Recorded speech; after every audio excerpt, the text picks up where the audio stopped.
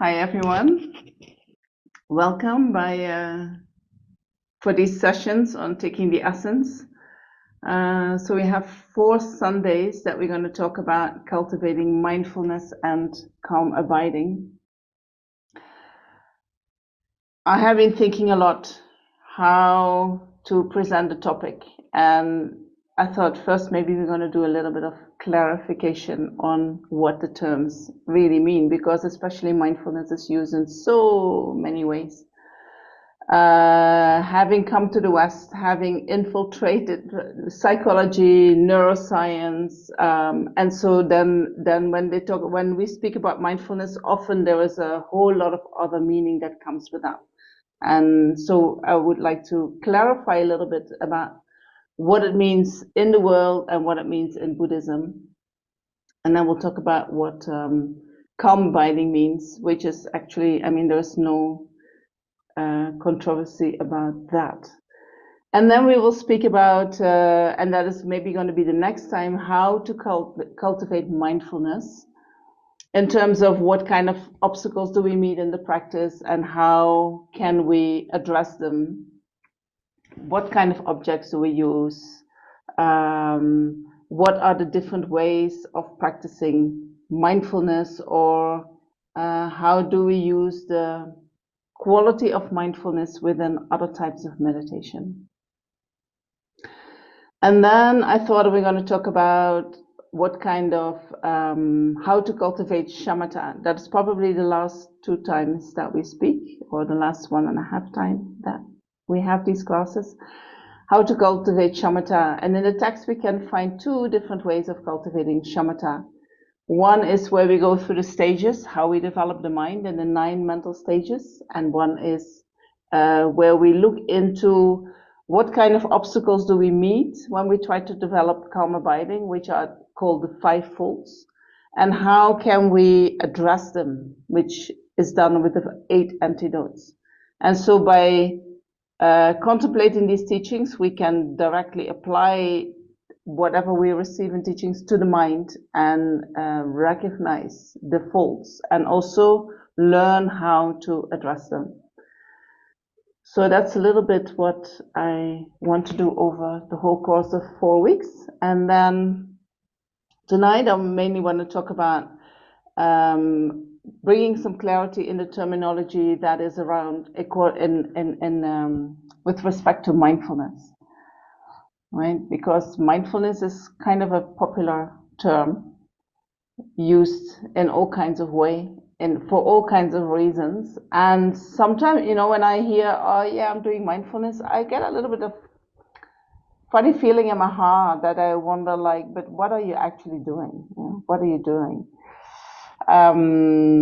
So I want us to be very clear about that, so that when you hear people talk about it, you can use your own analysis to think, what is that? And is that something that I want to engage in or not? All right.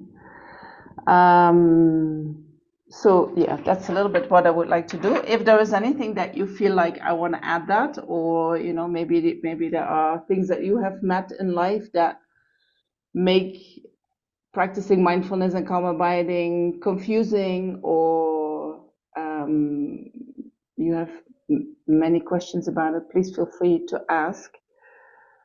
I'm very open to you using the chat. If you have questions, you can put them in the chat.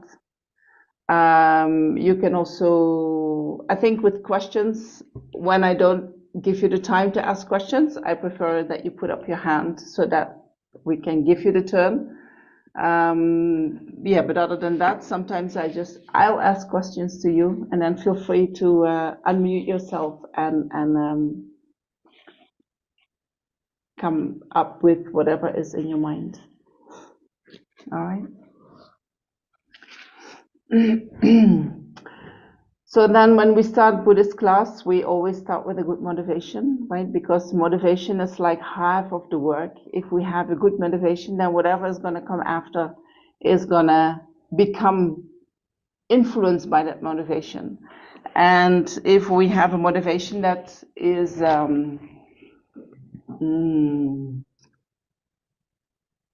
I always feel that the more we include all sentient beings in our motivation, the more merit that we create. So the more beneficial it is what we are doing. So we can take a couple of minutes to think about what kind of motivation we want to set up. And first you can think for yourself, like, what is it that brought me to this class?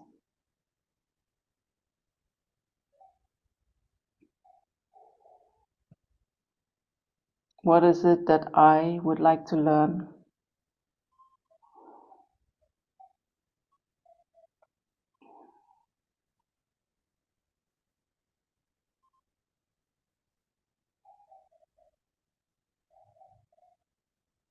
And what motivates me to do this?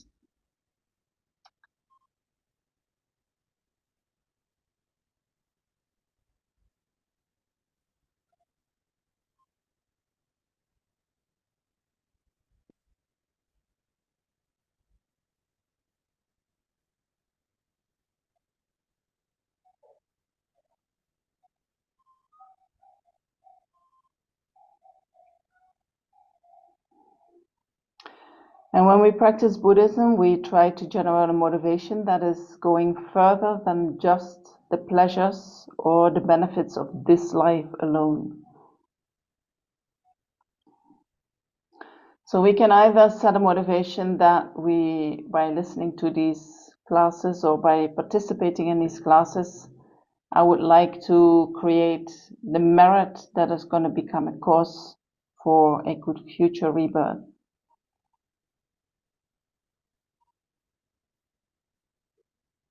And better than that is when we think not just a good future rebirth, because we are all suffering while we are here in samsara. We all experience different types of suffering. And once that suffering arises, we all want to be free of that, right? We immediately react with aversion. We want to be free of that suffering. And so instead of just striving for a good future rebirth, we can also strive for a complete liberation, a complete freedom from all the suffering that we experience.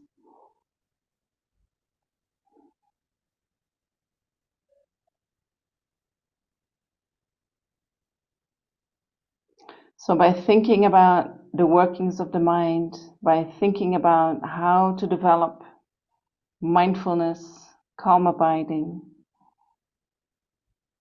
may these become causes for me to achieve liberation from all suffering.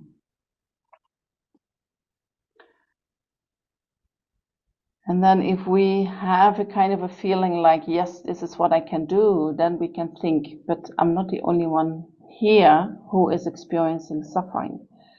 I'm here in samsara, and samsara is full of sentient beings who are all experiencing their sufferings. And it is only in dependence upon the kindness of these sentient beings that I am now in the position that I am. I have a good future, I have a good human rebirth, I have excellent conditions in this life, I can listen to the teachings, I can think about them, I can meditate on them, I can use this lifetime to realize the Dharma in my mind. And as this good fortune has come about in dependence on all these sentient beings, it would be kind of selfish if I would only use it for my benefit. If I would use this opportunity to get and liberated only myself. And so from that we can generate the mind that by developing the qualities in my mind of wisdom and compassion, I'm not going to do that just to get liberated myself from samsara, but I would like to liberate all sentient beings from all their suffering. And in order to do that, I need to achieve my full potential. I need to achieve the state of enlightenment. I need to achieve Buddhahood. Only then do I have the capacity to work perfectly for the benefit of all sentient beings.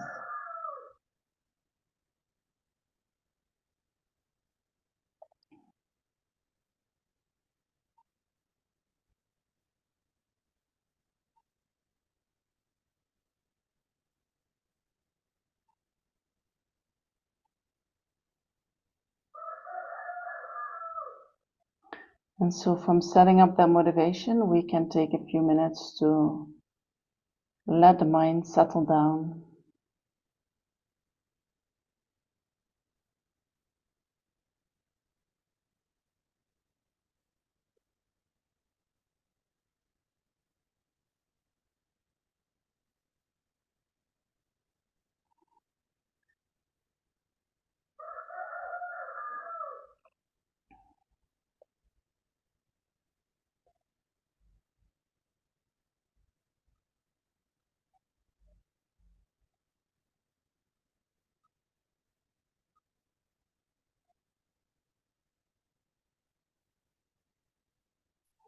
And letting the mind settle down, in order for that to happen, we let go of anything that is still in our mind, of the things that have happened today or earlier in the past.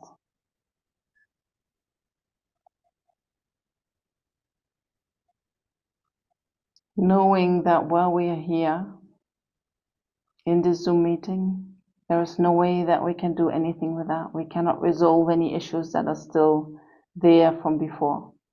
So you can think, after this session, I can go back to that, but I'm not going to bring them to this session.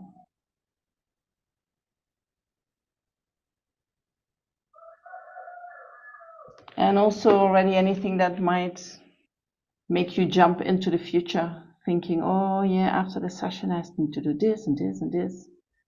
Also that, leave that in the future.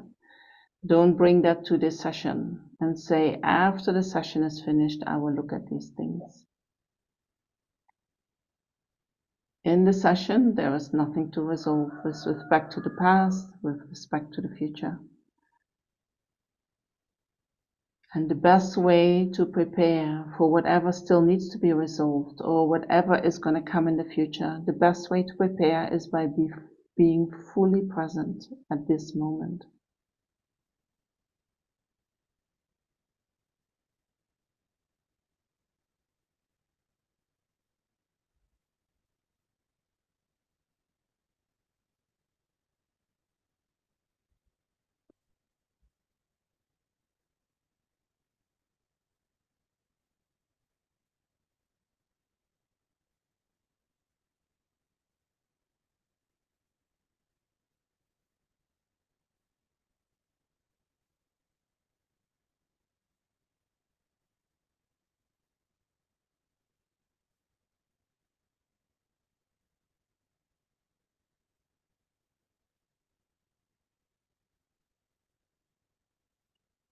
And then with a pacified mind, we can take refuge.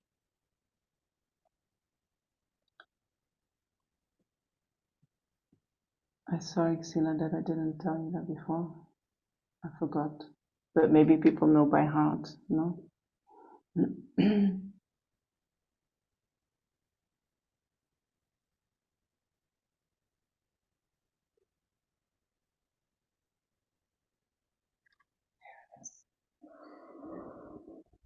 Okay. And we can do that in English. I go for refuge until I'm enlightened to the Buddha, the Dharma, and the Supreme Assembly.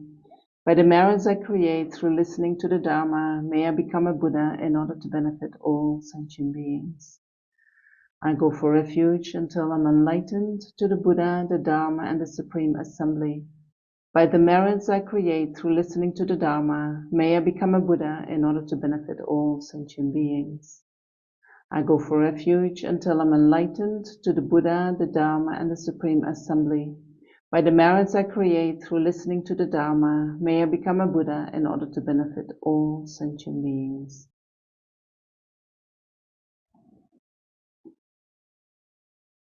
Thank you.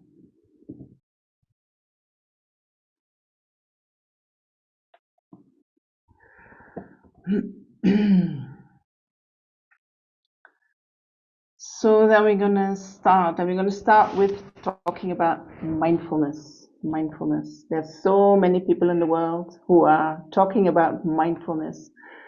So I did a little Google search, and I thought, what what are they all saying about mindfulness, right? Because I have personally, and I'm very happy that I can do this class, because I already have this long time, this feeling of, what are they talking about, right? Everybody uses the term mindfulness and somehow sells it in a way. And I always wonder, like, what are you doing? What are you doing? So I did some search on the internet and to see what people said where mindfulness is referring to.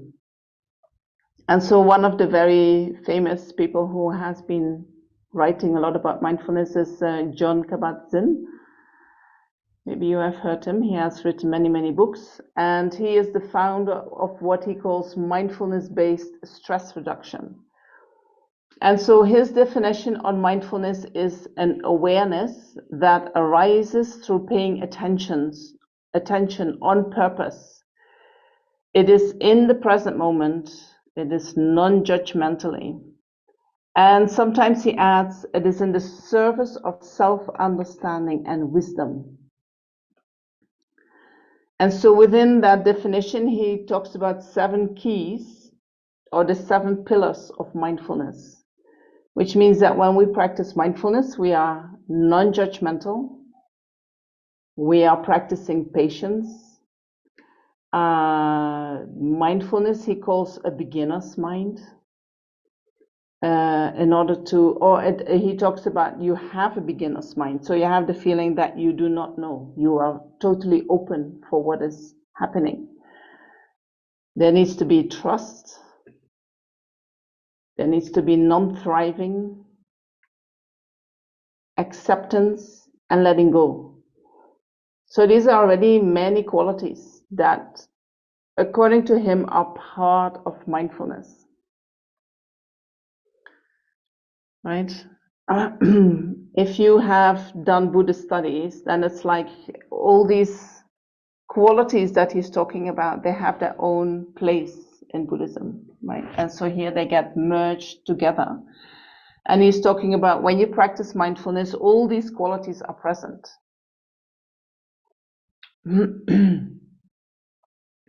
So Eckhart Tolle is another great person who speaks about being present, being present in the present moment, right? And so according to him, mindfulness is the practice of opening fully to our experience in this moment, whether these are joys or sorrows, whether these are good experiences, bad experiences.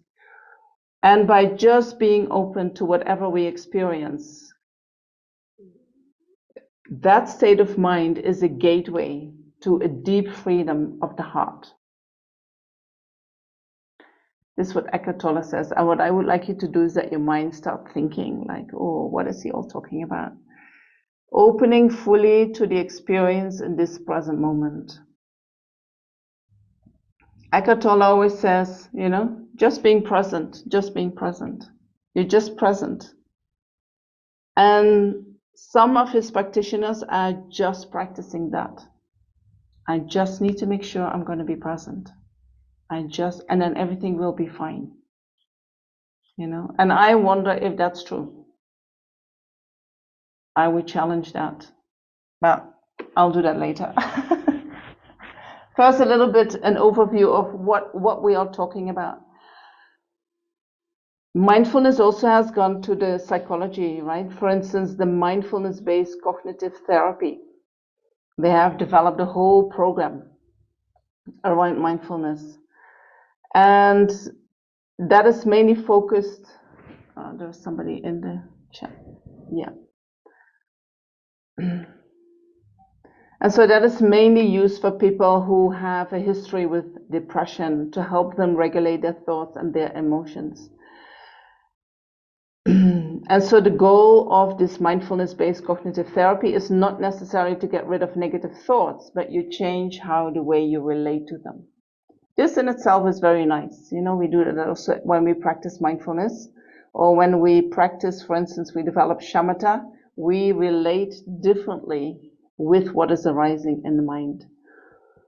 So what we use in mindfulness-based cognitive therapy is they observe the thoughts arising. Then they say, don't control the thoughts. Just see them coming and going. Then practice self-compassion.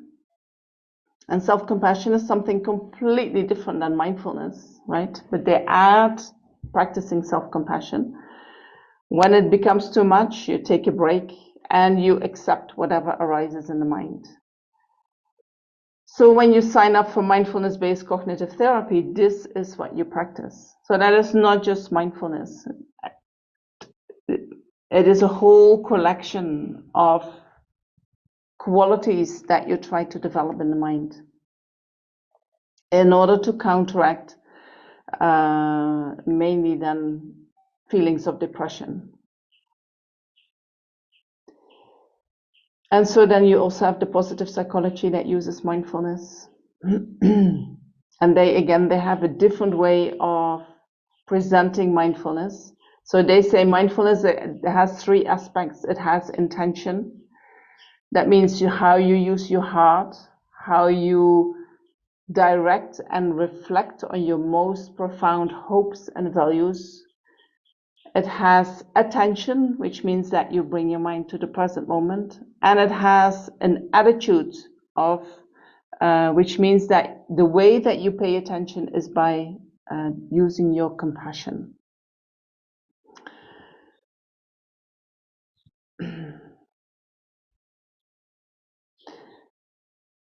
And so, I mean, I could have come with 10 more ways of defining mindfulness, right? All different, all have, I feel they have added qualities, and they have put them together so that it becomes a way of how can I feel better? And sometimes how can I work with my mind in a different way? How can I relate differently to my thoughts, to what I'm feeling?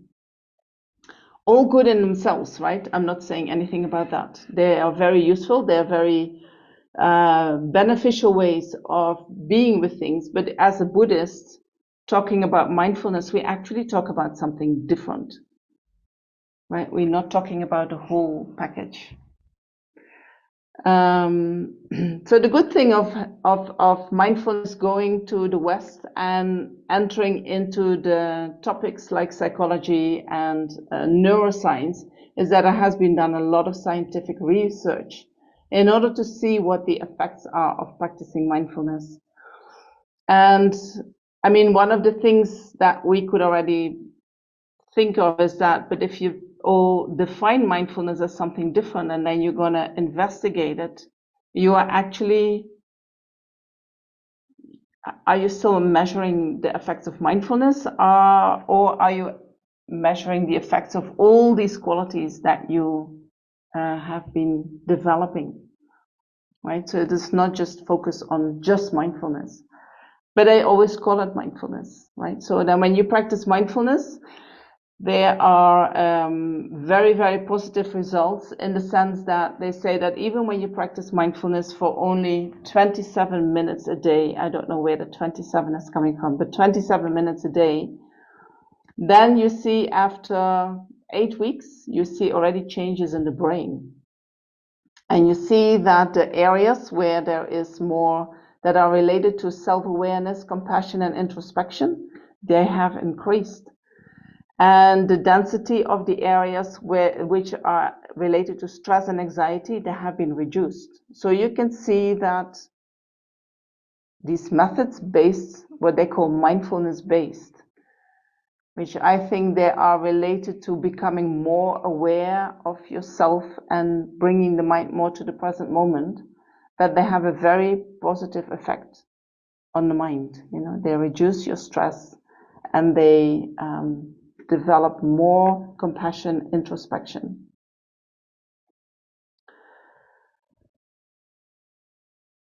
Even the World Health Organization has done some research, and they say that focusing on the present moment can have a positive impact on your health and well-being.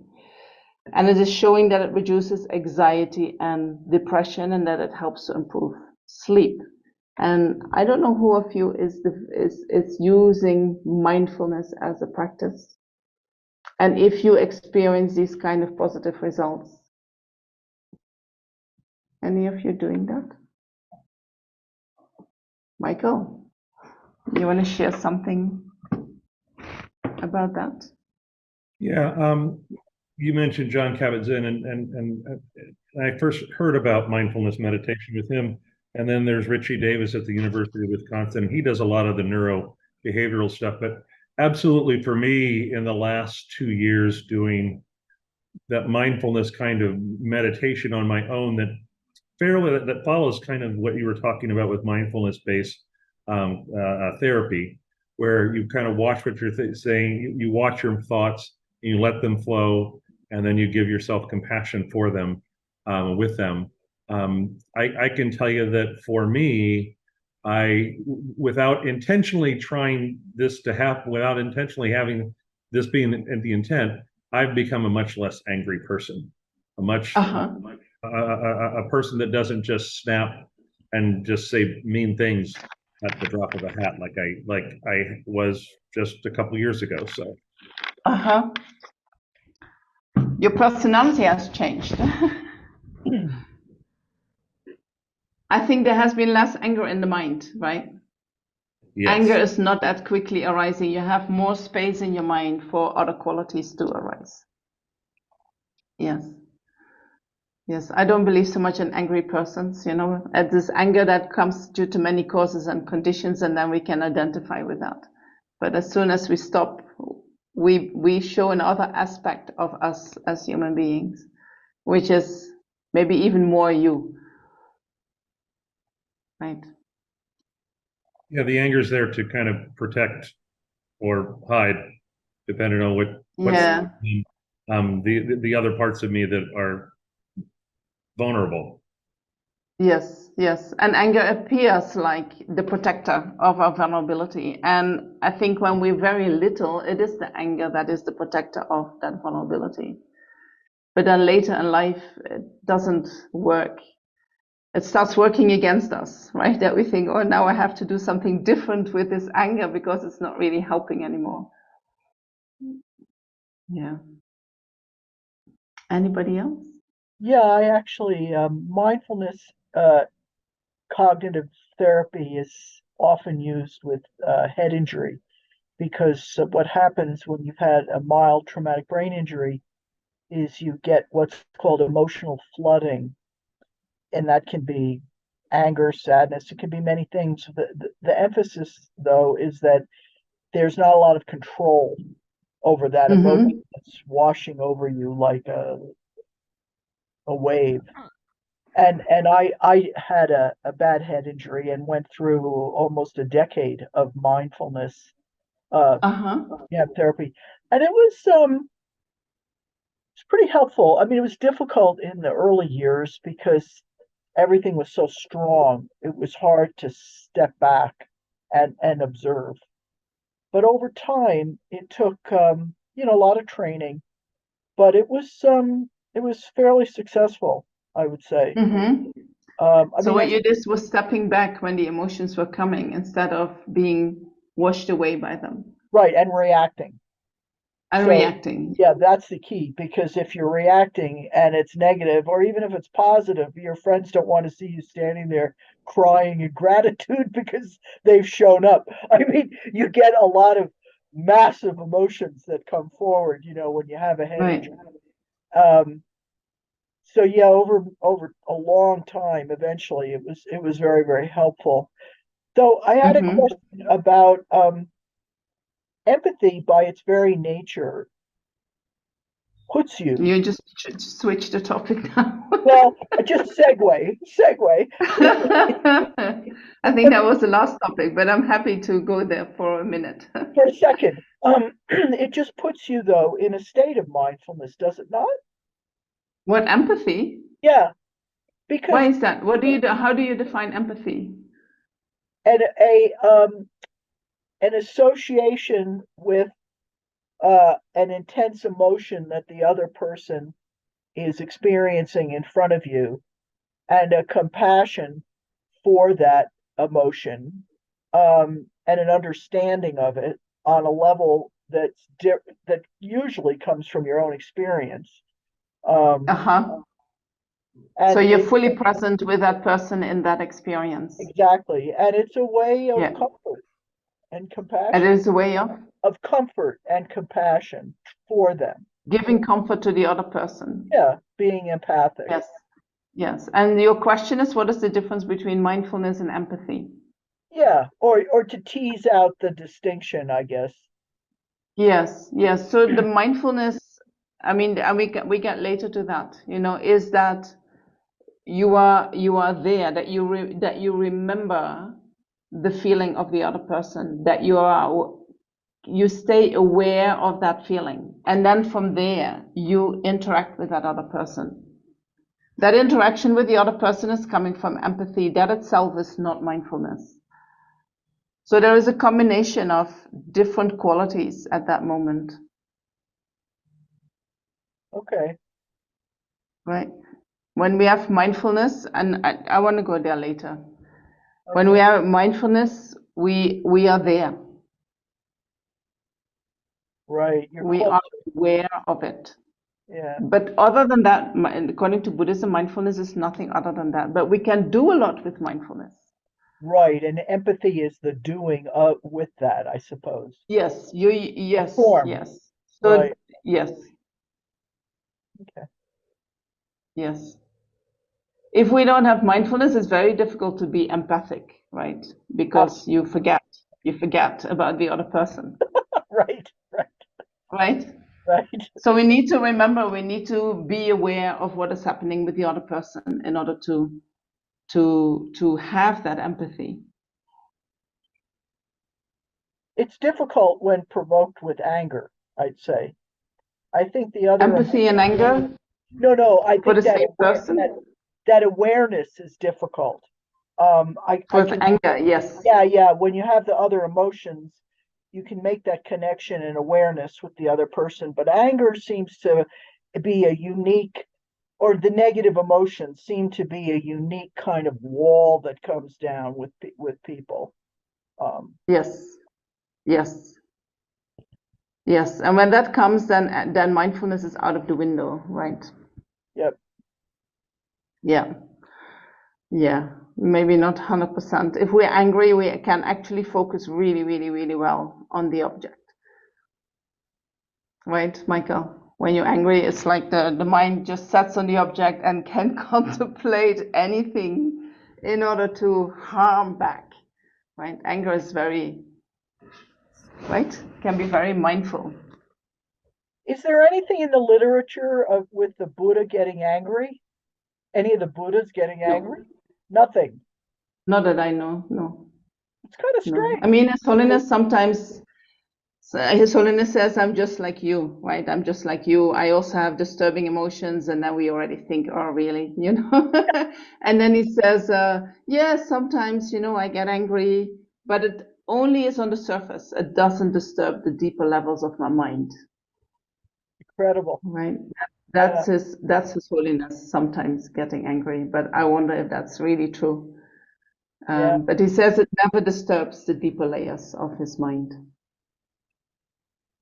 Well, he's done the practice so long. Maybe it's like Yes, exactly. a ripple. Exactly. Yeah. Yeah. Yes. So great benefit of mindfulness, which is wonderful that you have that, and if we look into the script and into the what is said in science that mindfulness, what kind of positive effect mindfulness has, it talks about decreasing depression, increasing emotional regulation, what you just mentioned, Karen, reducing anxiety and stress, having a better memory, cognitive improvements, stronger relationships, better physical health. And there is a lot of that your physical health also increases, when we practice mindfulness. And we will go later into why that all is, and also how to address these disturbing emotions, right, that we have. We are so habituated with them. So this is what is said in what you can find in science, and there is much more to find. But what I want to indicate is that there is this merging of different qualities that are brought together, and everyone does that in their own way in order to make people feel better, right? That's the main purpose of the science of psychology, neuroscience. How can we feel better? And there are positive things in that, and there are also kind of tricky things in that we have to be aware of. So what is mindfulness in Buddhism? Mindfulness is what we call a mental factor. Have you heard of mental factors? I'm sure some of you have heard of that. Mental factor is a function of the mind. And in Buddhism, we have 51, sometimes 53 mental factors, which are functions of the mind. Some of them are always present in the mind. Some of them are related to the way we ascertain an object. Some are virtuous mental factors, some are non-virtuous mental factors, and some are not determined by nature. They can change. They're sometimes virtuous, sometimes non-virtuous, sometimes neutral. So mindfulness is one of these functions, and mindfulness refers to that what does not forget the object, not forgetting the object. So some people call it memory.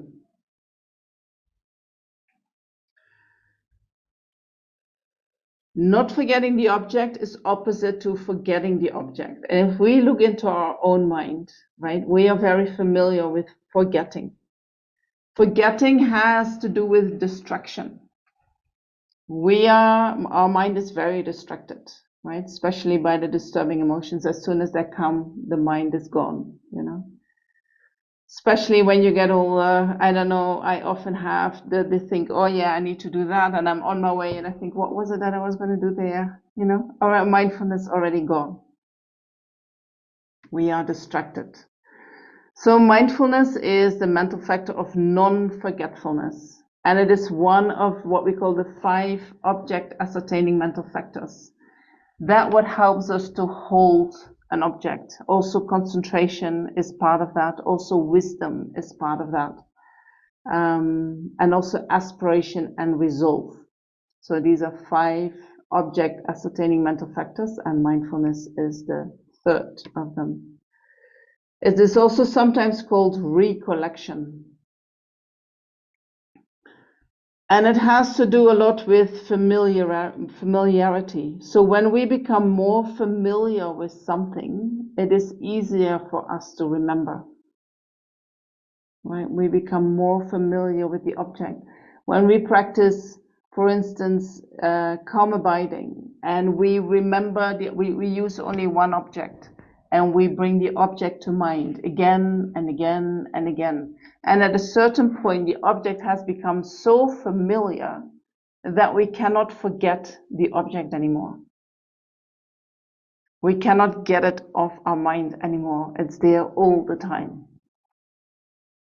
Right? That's the opposite of how our mind functions. So we have a constant recollection, a constant memory of the object. That is the only thing that mindfulness refers to in Buddhism.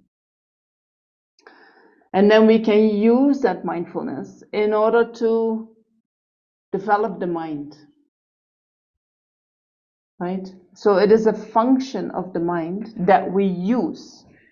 And you know, any dharma that we want to do, that we want to become familiar with, we need mindfulness, right? We need to repeat it. We need to repeat it, and every repetition that we do, we remember a little bit more, and we remember a little bit longer.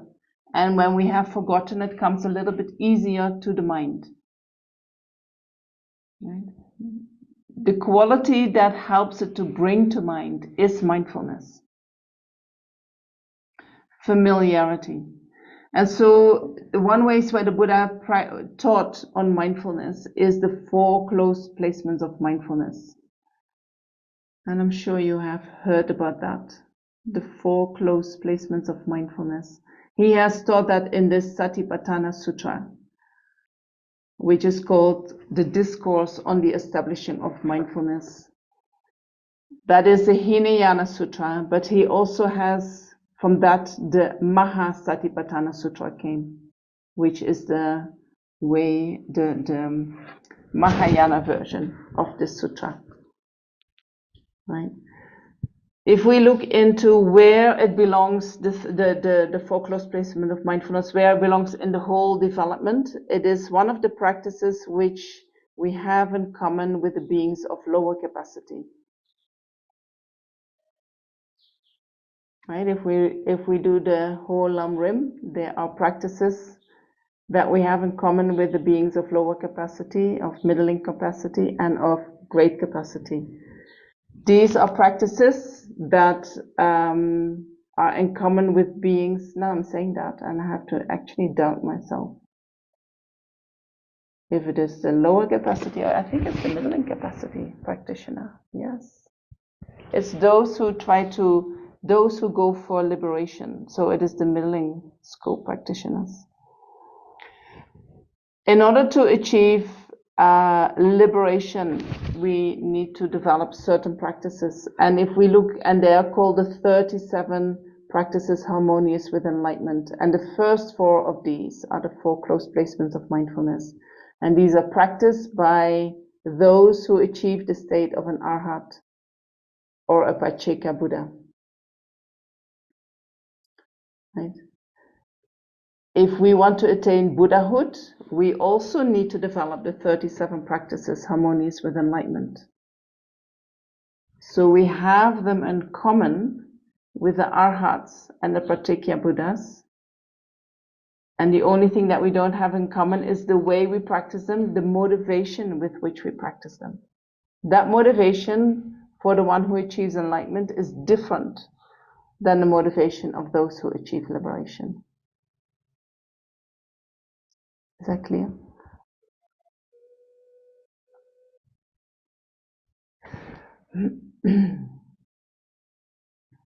And so if we look into the 4 close placements of mindfulness, then, some texts categorize it, like, where does it belong? Is this just mindfulness or is this wisdom?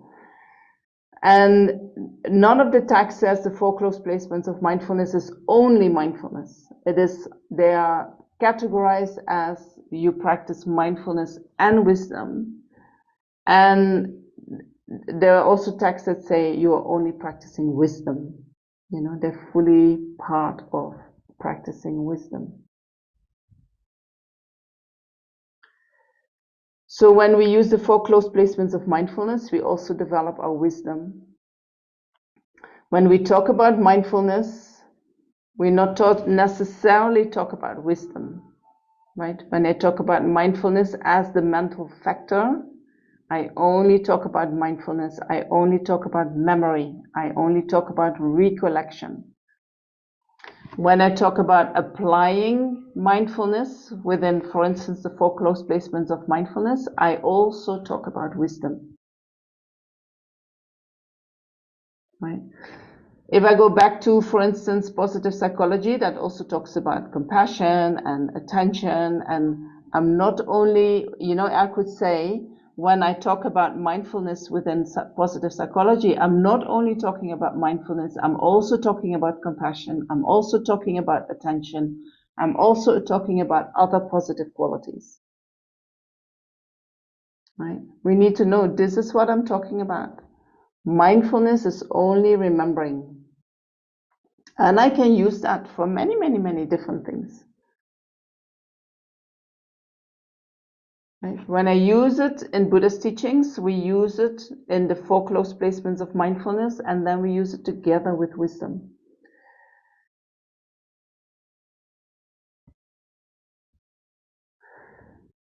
And if we look into Lama Zopa Rinpoche, he talks about bodhicitta mindfulness.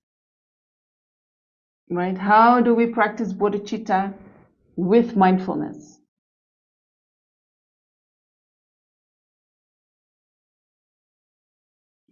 We remember sentient beings all the time. That's what he would like us to do. Remember all sentient beings all the time. Whatever action we are doing, call to mind all sentient beings. How can my action of opening the door be of benefit to all sentient beings? When I do that with a motivation, for instance, me opening the door, may I open the door to the higher realms for all sentient beings. Right? And when I close the door to the lower realms for all sentient beings, so that they're never going to be born in the lower realms again. Right? So this is what he would like us to do: call to mind all sentient beings in all our daily activities. Because we call them to mind, we strengthen our mindfulness. We need the quality of mindfulness in order to be able to do that.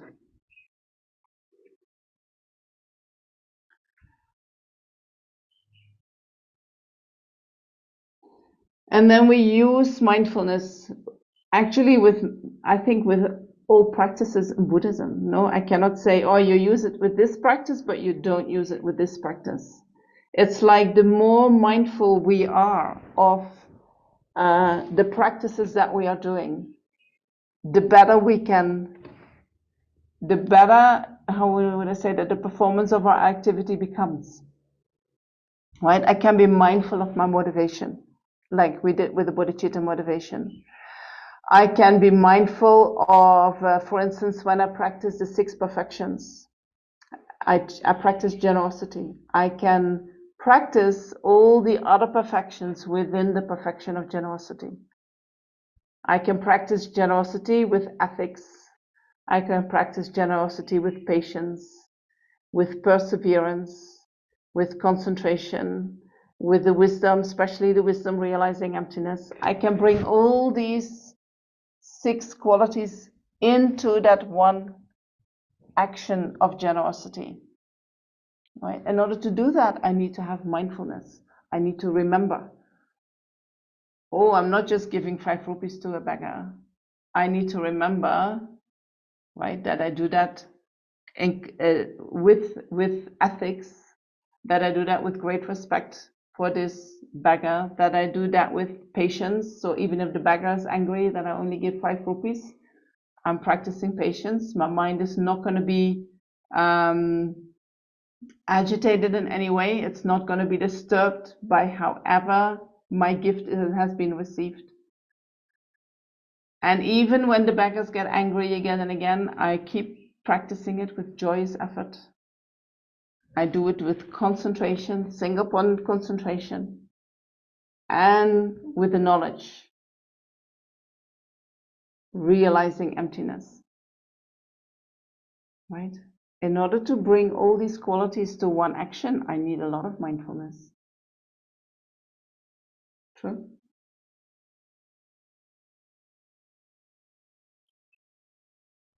I don't know who of you have taken vows. You know, if we take refuge, we already take the refuge vows. If we take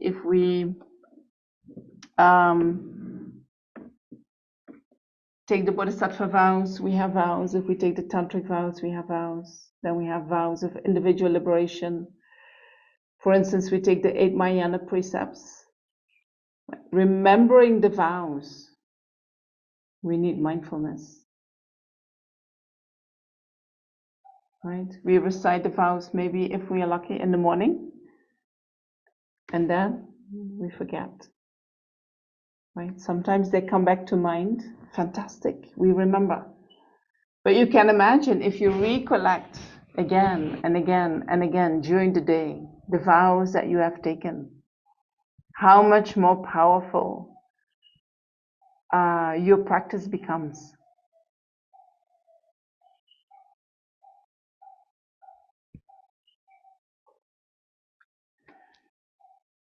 If we hear teachings, I mean, what Michael has done with his mind, you know, is fantastic. But he has remembered every time that anger came, hey, I don't want this. I'm going to step back. I'm going to watch it. I'm going to apply the antidotes. And he has done that, you know, then success comes. But this comes from his mindfulness. He needs to be mindful of that. If we are not mindful, anger is there, and you know, we already have done the action, and then we think, oh, I didn't see that coming. Oh, it just took over. Right? With mindfulness, sometimes I have the feeling we can stretch time a little bit. You know, when the mind is really present in every moment, we can make every moment so much more meaningful and more powerful and more in accordance with our practice. And when we do that, it looks also that the day becomes longer because we are so present in every moment.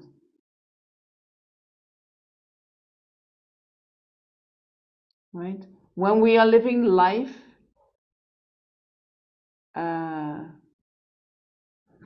and we are led by the disturbing emotions, day is gone in a minute. Right? Where's that day gone? But where were we that whole day? Were we really present, or were we somewhere else with our mind? Right? If we have days that we have to think a lot about our future, we're very upset. The days just go by. It's already evening. Where did the day go? I don't know what I've been doing. Right? But when we bring mindfulness to the day and we are mindful of our actions, we are mindful of our thoughts, we are mindful of the remedies that we can apply in order to transform our mind, when we are mindful of teachings that we have heard, the day becomes very long. You have that experience? Michael has a little note.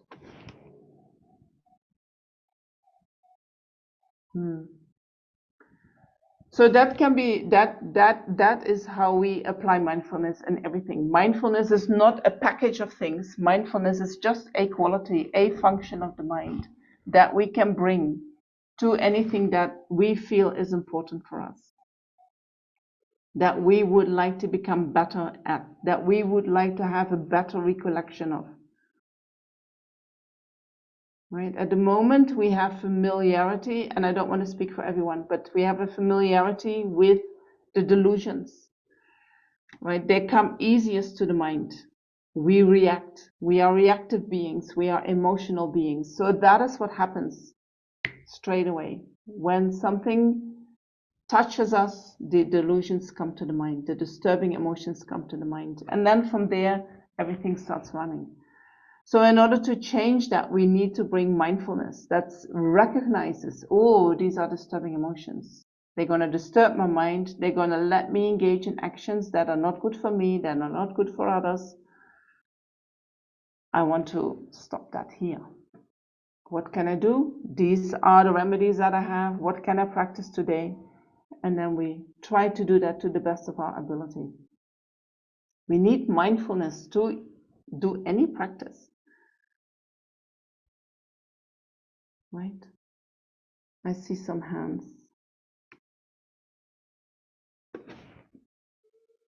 Annie, you want to unmute yourself and ask your question? Sure. Hello, Venerable. Can you give an example? Hi, can you give an example of like, going through your everyday and how you apply mindfulness, like just so that I can understand more of what you're saying? So for instance, after this class, I will walk to Kopan, right? I need to walk 5 minutes. And my mind is just going to wander off, right? I will think about what I have been doing here with you guys. I will be thinking about maybe lunchtime. My mind is going to wander off, right? Because I think, oh, I'm just walking. I know the way. I don't have to watch the way. And so the mind is wandering off. That is kind of normal state of mind. Being mindful is that I'm going to be mindful of where I put my feet. Being mindful is that I'm going to be mindful of my body. I'm going to maybe be mindful of my breath. I'm going to be mindful of the sounds that I'm hearing. And I'm just going to be with that without attaching myself to that. So for instance, when I hear the sound of a bird, if I'm not mindful, I will follow the bird, and then from that bird, the thoughts are going to come, and I'm going to have maybe beautiful memories or something coming to mind. When I'm practicing mindfulness, I hear the sound and let it go. I hear the sound and let it go. I hear the sound and let it go. I'm just hearing sound, but I'm not doing anything with that sound. So with So mindfulness, so I've actually tried doing that. And it takes a lot of effort. Yes. It's I usually like to go walking daily, and yeah, it now I'm gonna try to, now you giving the example, I'm gonna try it again. So basically, as I'm going for my walk, I use my senses, like what am I hearing? What am I seeing? Do I remind myself my feet touching the ground? Do I feel the wind? Do I look at the car passing, but then don't go with a story about it? Is that kind of what you're saying? Yes. These are all examples. Yeah, there are many ways of practicing mindfulness. So this is not all, right? This is just an example. How you can bring the mind to the object.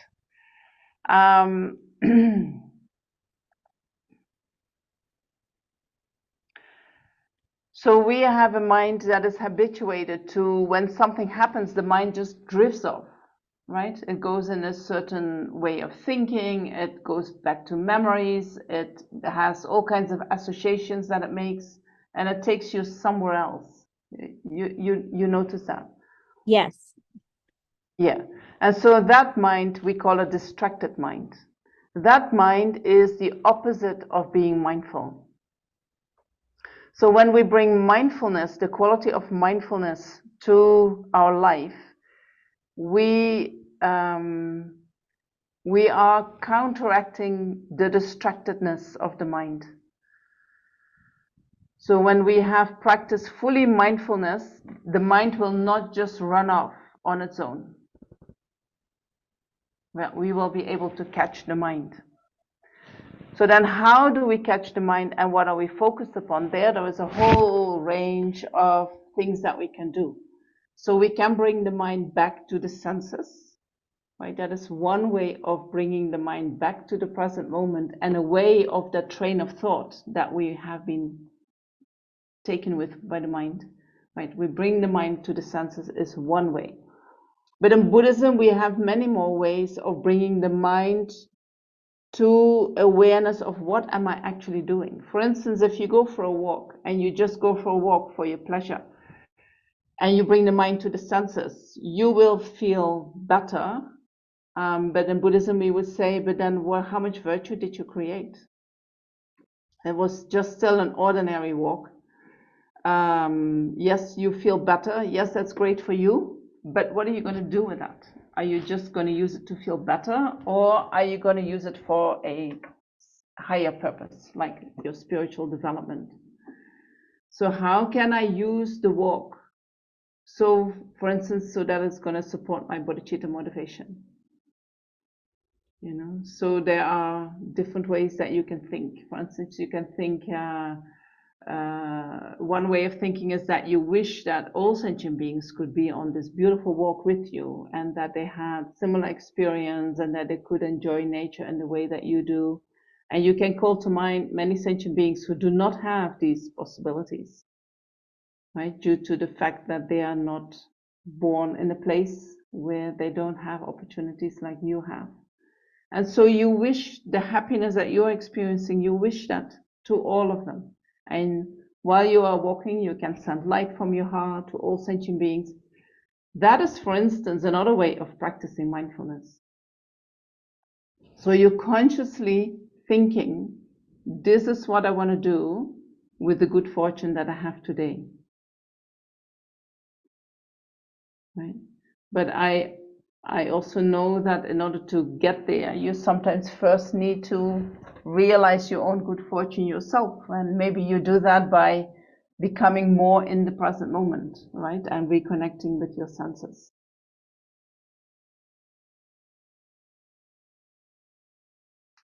Do you get that? Or am I giving you too much Yes. information? No. I totally love that, because I have really struggled with how to be mindful, Yeah. and this gives me more clarity. Thank you so much. Another way that we can use mindfulness for is by observing our actions, right? It's like one of the first practices that we do in Buddhism is that we say, I want to abandon the 10 non-virtuous actions.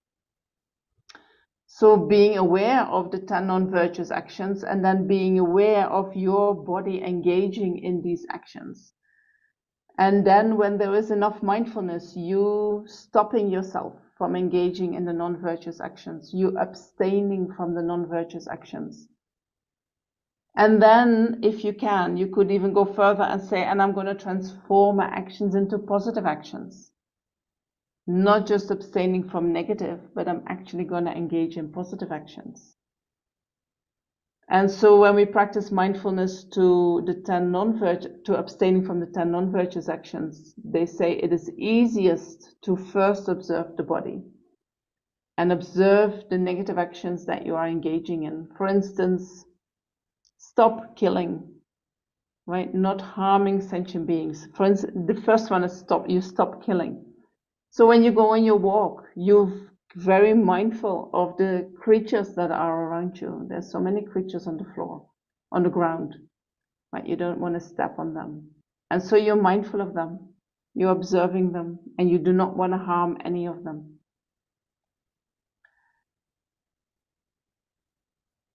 Then you can think about the other non-virtuous actions, right? Taking things that have not been given. How often do we take something from, even if it is a friend, right? Oh, I just take this without asking. In Buddhism, it's like we have to be careful not to take something that is not ours without asking permission from the other person. And so we are bringing mindfulness to that. And then once we are familiar with abstaining from the non-virtues of the body, we bring the awareness to the speech. Where do we engage in non-virtuous actions? Can I hold myself from doing that? Right? And even, And so we can bring mindfulness to each and every moment of the day and there apply whatever we have learned in Buddhism. What can I practice here? And it is hard, and it's like mindfulness. If we have a mind that is very distracted, that is familiar with being distracted, practicing mindfulness is like going to the gym after many, many years of not having done anything with the body. And you have to lift some weights and you think, oh, that's so heavy, oh, that's so heavy, I can't do it. But you start small. You start with the things that you can do. And you say, okay, I can do that 10 days in a day, 10 times in a day. When you do that 10 times in a day, tomorrow you can do 12 times in a day. And the day after tomorrow you can do 15 times in a day. And then the day after you can lift something more heavy. And so slowly, slowly you strengthen that muscle of mindfulness. Right? Yes. When we do Shamatha retreat, for instance, I sometimes work at Tussimling, which is not an FPMT center, but it's a nunnery. We do Shamatha retreats, 4 days. People are so tired of bringing the mind back.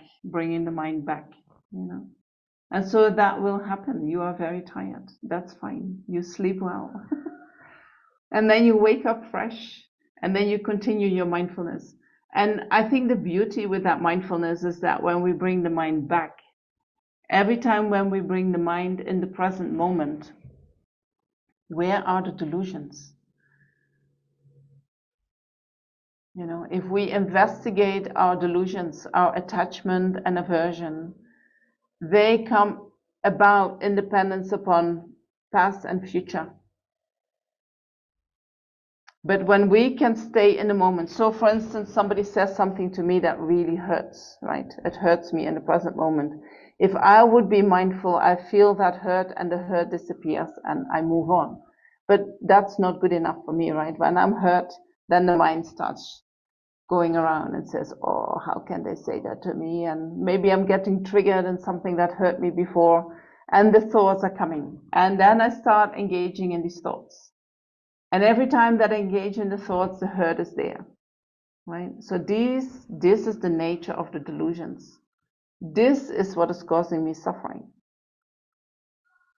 So with mindfulness, we say, I'm staying with a hurtful feeling. I feel it, and I know that it will Once it is past, there are no more disturbing thoughts that can be triggered. When I develop that skill, things still hurt, but they hurt for a little bit and then they're gone. But my mind doesn't have to entertain it. My mind doesn't have to go into it. My mind doesn't have to analyze it. My mind doesn't have to come up with all kinds of scenarios how I could counteract this with this person. Maybe I have to speak to them. Maybe I have to say something about it. Maybe this at a certain point is all not needed. Things just happen. They come and they go. Right? So when we bring mindfulness in the present moment, we do not follow that train of thought. We stay with the feeling. Then the feeling arises, then the feeling dissolves back into the mind, then the event is finished. Karma finished, done. Right? That's one of the beauties of mindfulness. That we do not have to go into that mind, into that mental engagement, that complaining, that self-pity mind. All right, Karen, you want to unmute yourself? Yeah. I have a musical and a literary background, and you were talking about when you're doing your walk and you hear the song of the birds, and you listen and you let it go. There's a lot about mindfulness that works in most aspects of life. But when it comes to creativity, I think it's difficult because to take the song of the bird, for example, you could be walking and because you're a creative person, you go into that song and it inspires you perhaps to have an opening to a concerto, or as a poet, for me, Desire has produced some beautiful love poetry that's been published. It's because I went into that feeling. I didn't detach from it. And the thing with creativity is that you permit yourself to become, I don't know, to just flow with it. And then out of that arises uh, the creative moment. So if I'm mindful, it's not going to happen because I'm not. But when you are creating that flow, you are not aware. Sorry? What'd When you you say? are creating that flow, you are not aware in that flow. You are not Well, present in that. it's like being in the river and you're floating on your back going down the river. You're aware Yes, of the fact you're floating in the river, but you've surrendered to the process. And sure. it's the nature of that surrender that has the creative impetus behind it. But you So surrender with mindfulness. I don't know. See, for I me, think you do. I think you cannot create anything without being mindful. but I lose myself when I'm writing Yeah, you can or lose yourself. creating. Losing yourself is not a problem. But you don't lose your mindfulness. All right, I have to think about Right? this. So there is awareness in that process of creation. There is an awareness, but you don't feel the self. True, Yeah, absolutely. Okay, yeah. So you have the quality of mindfulness is there, but there is no grasping at the self. that's absolutely true. Yeah. Yes. Okay. I never thought. Okay. Yeah, yeah. Yeah. So if we compare, I would just want to go back a few more things about mindfulness within the scientific world and mindfulness within Buddhism, because there is like an overlap. They use mindfulness for a much bigger thing than that mindfulness is actually according to Buddhism. When we talk about when people talk about mindfulness, they often talk about awareness, right? I am aware. And within that, there is mindfulness, right? We have to say, yes, there is a mindfulness. when we are aware, we have the mind in the present moment, right? When I'm aware of me now, my mind is in the present moment. When I'm aware of the body, my mind is in the present moment. When I can say I am aware, I must be in the present moment. Whether that is being aware of a thought, whether that is being aware of the body, whether that is aware of feelings, or my environment, the mind is in the present moment. True. So for instance, Eckhart Tolle says, just bring the mind to the present moment, then everything is going to come from that, right? In a way, I always have the feeling being in the present moment is a result of practicing mindfulness. We bring the mind back to the present moment, we bring it back to the present moment. But when I develop my mind fully like a Buddha, the Buddha doesn't have to bring his mind back to the present moment because his mind is always in the present moment. Being in the present moment, is that the action that we need to practice, or is that a result from other practices?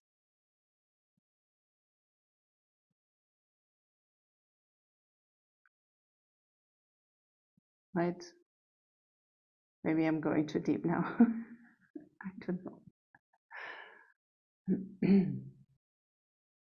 If I practice only being in the present moment, am I going to be able to be only in the present moment? Can I develop that skill fully, independence on only the instruction, just be in the present moment? Or do I need more for that?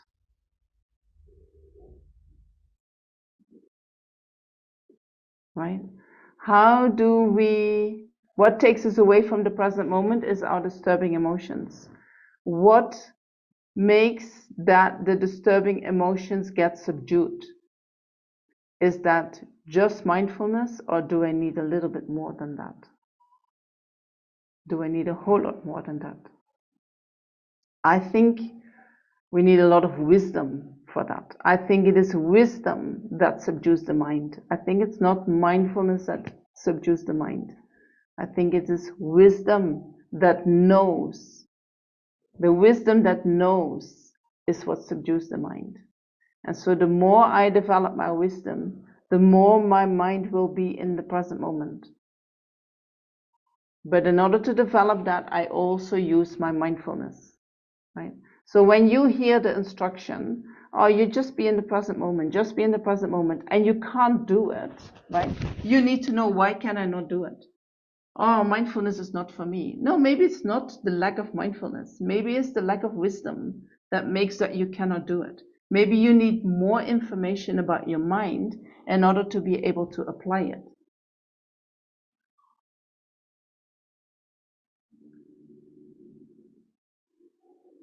Right? So developing mindfulness is not just developing mindfulness in terms of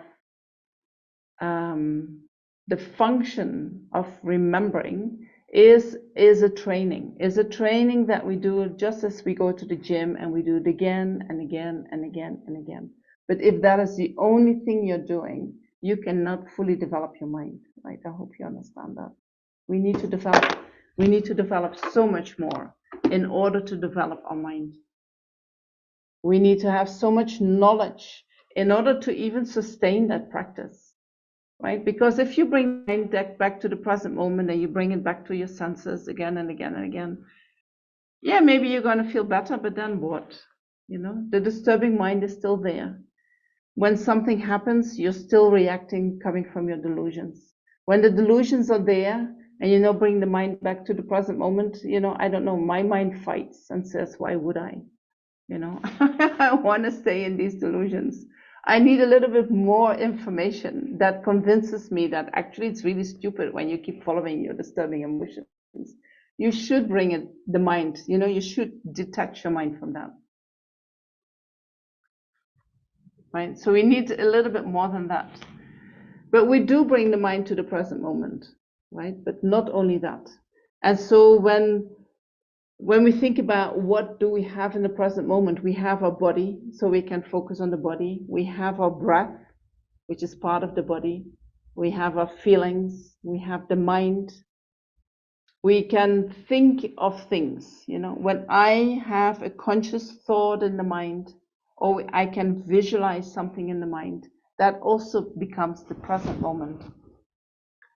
So we can use these objects of the present moment in order to bring the mind to the present moment. And when we do that, you know, then it is true, the mind is not judging. So this was, I think, John Kabat-Zinn, he says that the mind is non-judgmental, right? When the mind is truly in the present moment, there is no judgment there. The mind that is judging is a mind that is not in the present moment. True? So you could say, when I think about that could help me to bring the mind more in the present moment, or to keep the mind more in the present moment. But it is not that mindfulness is not non-judgmental, right? Mindfulness is just remembering.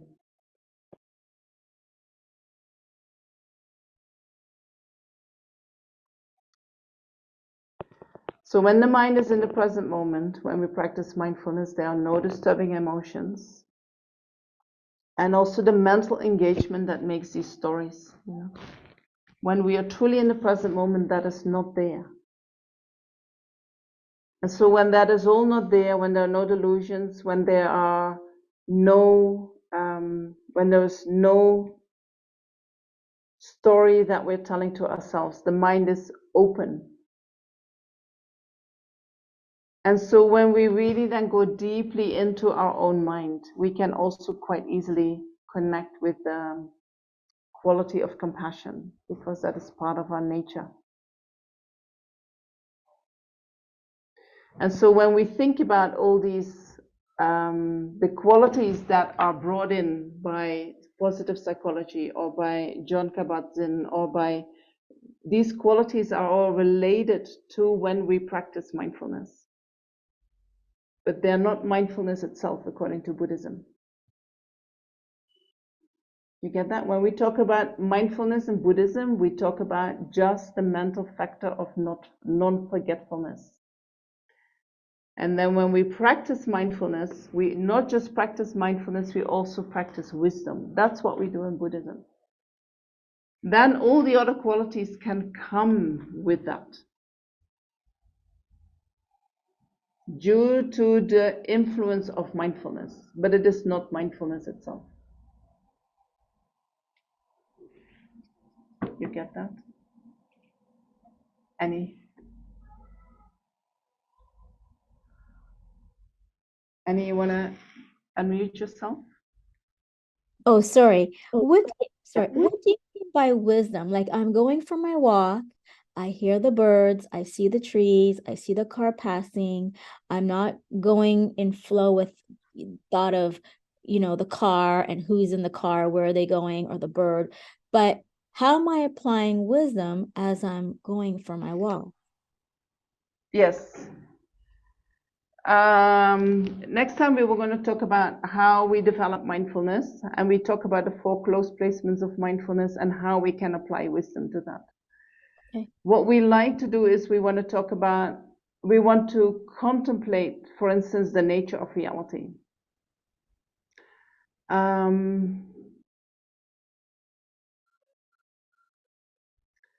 I mean, the real reason, according to Buddhism, why we are suffering is that the way our mind works, the way that we perceive things, the way that we think about things, is totally opposite to how things exist in reality. And so we hold on to things being more permanent than they are in actuality. We hold on to things that as being happiness, or a source of happiness, which are in actuality a source of suffering. And these are, we hold on to ourselves, who we believe we are, while in actuality, when we look for the self that we hold on to, according to Buddhism, there is no such self. And so these ways of perceiving the world are actually the cause of all our suffering. And if we want to use mindfulness in order to counteract the way that we are thinking, we need to think about more in line with reality. So we need to know that what we believe is now happiness is in actuality suffering. What we believe is permanent is in actuality impermanent. What we believe is the self, that in actuality that self is not there. And we need to understand that on deeper levels. And so we can contemplate that, When you go for the walk, you can contemplate the impermanence of nature, for instance. Nature is constantly changing. Every day it looks different, right? You can try to see the changes on a daily basis. You can see the changes in the moment, right? When you look at a tree, that the leaves are waving in the wind, that the wind is blowing, that the wind is moving everything, and that things exist like that, constantly moving. Even when we can't see it, on a subtle level, things are constantly changing moment to moment. So we can use, for instance, that. But next time we go deeper into how we can apply the wisdom. So it is what we do at the moment is we just observe the body. When the mind is with the body, the mind is in the present moment. Then already delusions do not arise. So that will help to kind of calm the mind. But Buddhism doesn't just focus on the body for nothing. Then we contemplate the nature of the body. Is that all right, Annie? That we go next time deeper into that? Yes, thank you. Yeah. Okay. I just want to make one little, and I see we're almost getting to the end. What Western science is doing with mindfulness, in a way, it's fantastic, because in that way, part of Buddhist teachings goes to a wider audience. And also there's going to be a lot of scientific research that is going to support part of Buddhist practice. But I feel it is a kind of a danger is that it is taken out of context. You just take one function out of it, and then you're going to use that to bring something to the people. And so first of all, you only take one part of it. And so it is like, instead of offering people the whole house, look, hey, this is how you can build your house. You say, here is a wall. If you use that wall, you can also protect yourself behind that wall. Right? But Buddhism has so much to offer. And then we take out this one little thing, mindfulness. Right? And then you're going to attach that to all kinds of other qualities. In a way, good, but the purpose is to make you feel good. I want to feel good. And if we look into what is really our biggest problem, it is not so much the fact that we want to be happy, but the way that we find that happiness, right? We always use our attachment to find that happiness. And when we are focused on this life, and we are focused on just ourselves, then any action that we are doing is motivated by attachment. So then the practice of mindfulness becomes motivated by attachment. It becomes motivated by, I want to be happy for myself in this life. And so I'm going to use all these qualities to make me happy in this life, right? So what is different than what we always have been doing?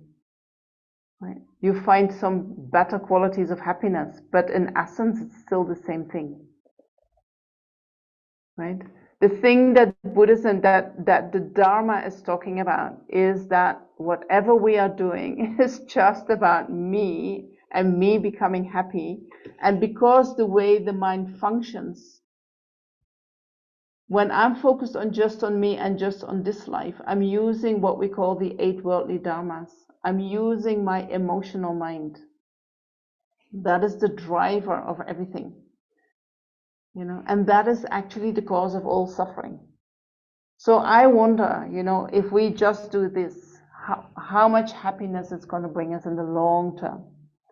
So I see there are some benefits in using these techniques, right? So as Karen said, I had these problems with my emotions and I followed that therapy, and then I greatly improved how to relate to my disturbing emotions. Fantastic. But I think that shouldn't be the finish, no? It's like the beginning, so that you then can enter into practice that is going to help you to improve your mind on the long term. So we need to, I just want to give you a little warning that try to see the things that are offered within psychology or neuroscience, or they even bring it into the business, right? How can I make more effective employees,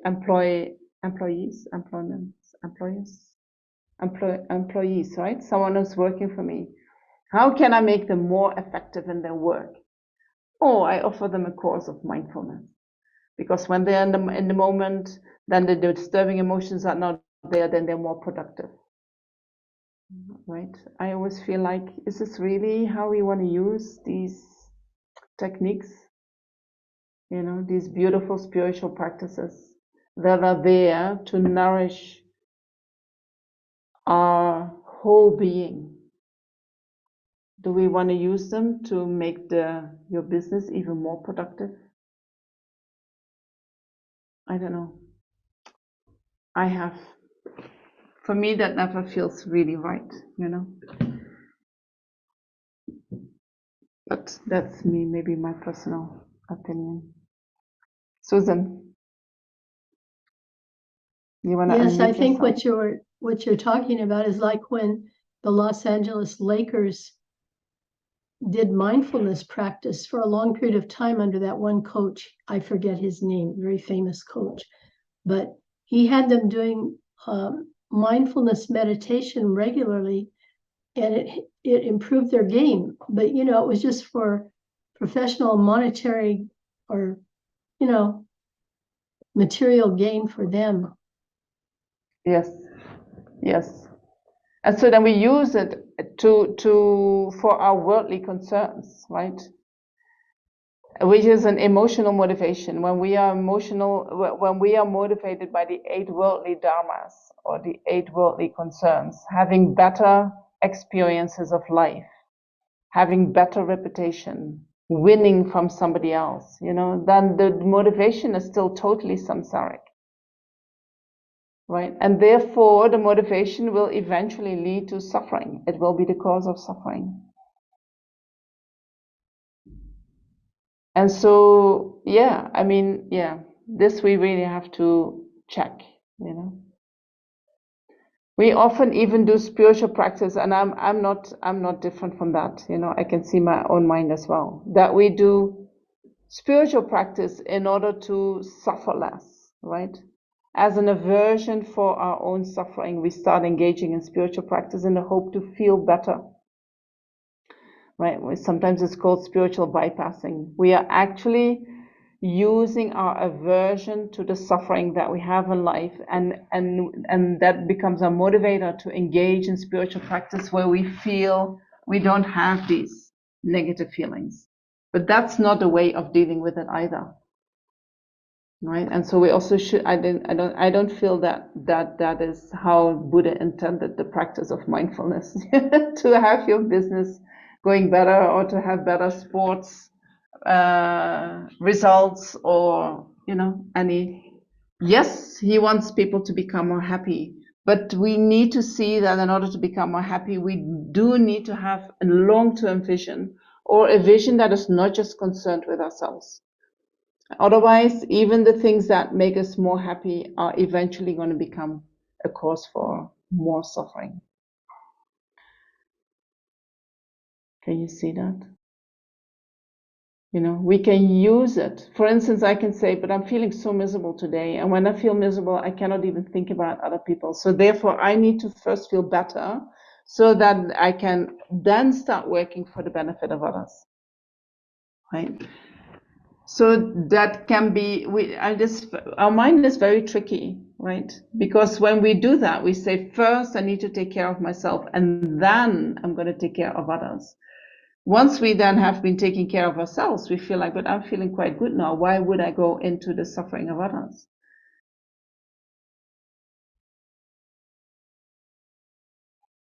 Right? So we have to make sure that the way we practice is balanced and is including the whole path and is including the whole motivation. And so when I want to, actually what the teaching says is when I want to feel better, the best way to feel better is when I start thinking about others and when I start forgetting myself.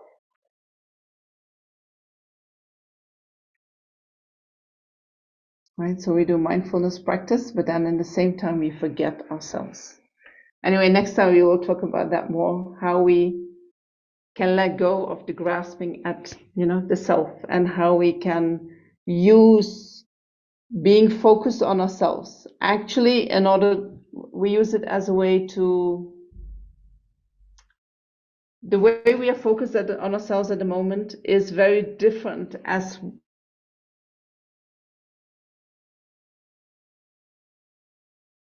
body is not necessarily being focused on myself.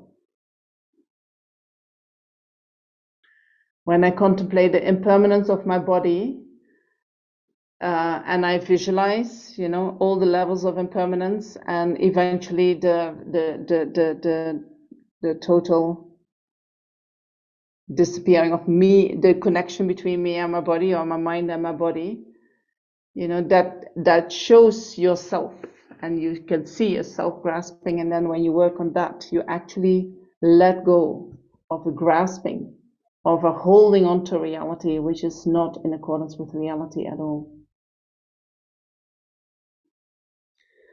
So next time I want to talk about that, the 4 close placements of mindfulness, which objects that we use and which contemplations that we use. And then we can practice a little bit on how mindfulness, and when we practice Shamatha, we do that as well, and how to practice other qualities of mind that are going to help us to concentrate the mind.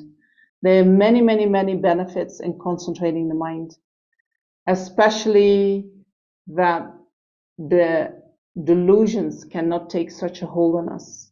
So the mind becomes more clear and the mind becomes more free.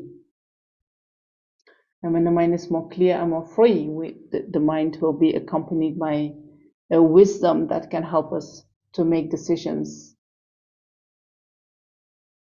in a way that is maybe more beneficial for us. Right? So next week we'll talk about mindfulness. I'm not sure if I can finish that completely. And then after that, we're going to talk about developing shamatha, or calm abiding, which is a mind where we develop the mindfulness so strong. And I always like that. It's like that mindfulness becomes so strong that we do not know anymore how to be distracted. Right? Then it's like, I want to be distracted, but I don't know how to do that anymore, because the mind is so mindful that the mind is always present. All right.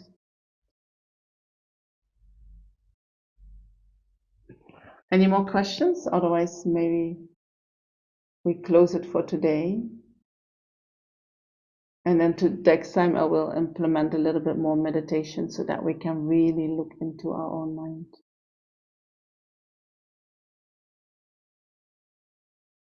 Are you clear about the word mindfulness and how it is used in many different ways outside of Buddhism? And how it is used in Buddhism? And that when we speak about developing the mind in Buddhism, this is the meaning that it has. Not forgetting the object.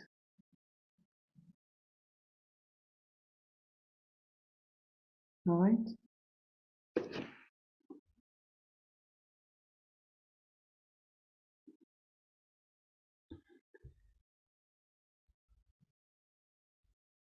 Then if there are no questions, we dedicate maybe all the merit that we have created by listening and thinking and contemplating about mindfulness and the meaning of mindfulness.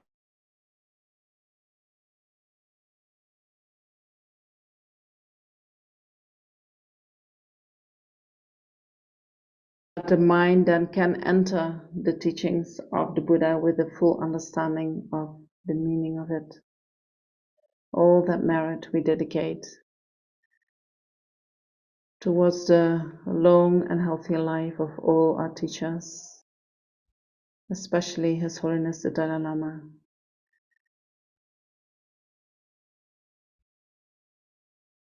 And Lama Ösel. And we dedicate that to the swift return of Lama Zopa Rinpoche, that he can be with us again, sharing his wisdom, sharing his bodhicitta, sharing his laughter.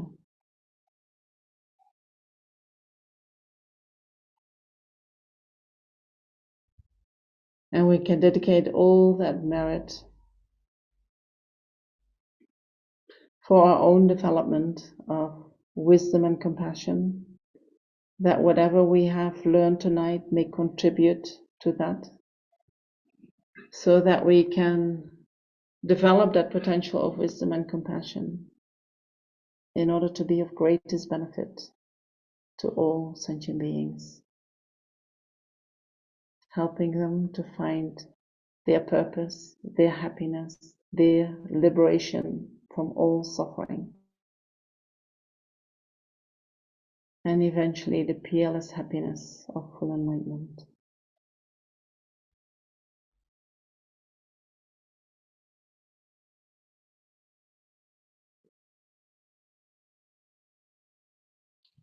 Thank you very much for being here.